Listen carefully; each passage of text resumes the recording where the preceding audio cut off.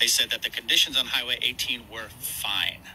They said some of the side roads and places are impassable and extremely difficult, but they said the conditions on Highway 18 were excellent as far as it goes. And what I witnessed was Caltrans kept a line of cars. I know a lot of them were full of food and medicine sitting there in the sun all day. They made them put on snow chains 17 miles from the snow. In the city of San Bernardino, they made everyone put snow chains on. They made them sit there all day, and then they told them, you can't use the road, get out of here. Guess what else? It gets worse. I saw a half dozen semi-trucks full of food and medicine and supplies for our mountain community, told the same thing, to put snow chains on all their tires 17 miles from the snow and to sit there. One driver I spoke to, I said, how long have you been here? And he was driving a big Stater Brothers truck. He said, well, I've been here for 8 hours and I'm running out of time. My duty cycle is only so many hours, and at a certain point, I'm going to have to take my snow chains off and turn the truck around and leave. And that's what happened to all of the grocery trucks that I saw yesterday.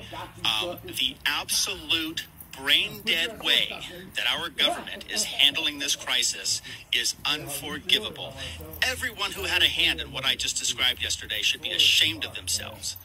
If you're an executive at Caltrans or the state government, you need to stop telling minimum wage workers to turn around food and medicine that are trying to get up to a community that has been starving for a week.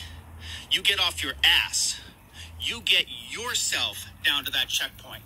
You have a member of your staff stand there with an iPad, and you find out where each vehicle is going, and you find out what is on board. And then you look at the up-to-date map of which roads have been plowed. And let me tell you something. If the grocery trucks must wait, they must wait. But you turn around and you coordinate with the county.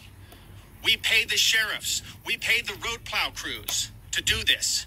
You coordinate with them to get those roads cleared to the grocery store. You prioritize that. You don't just tell thousands of tons of food and medicine to get lost because you control the road and you're not allowing anyone to use it, even though it's passable. Oh, wow. That's not even the worst thing I heard yesterday. I furthermore heard that the Sheriff's Department of San Bernardino County sent their helicopter to tell civilian helicopter operators who were volunteering their time and equipment to bring food and medicine to the mountain.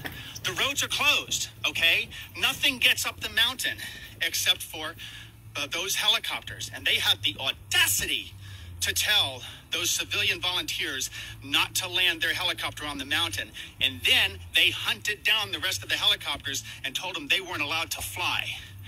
Shame on every single person who had a hand in that. Shame on you, sitting in a taxpayer-funded $3 million helicopter, flying back to your comfy base down the San Bernardino Mountain in San Bernardino City and telling people who are trying to help that they're not allowed to help after your government allowed the roads to become unpassable.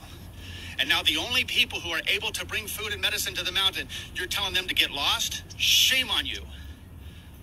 How dare you?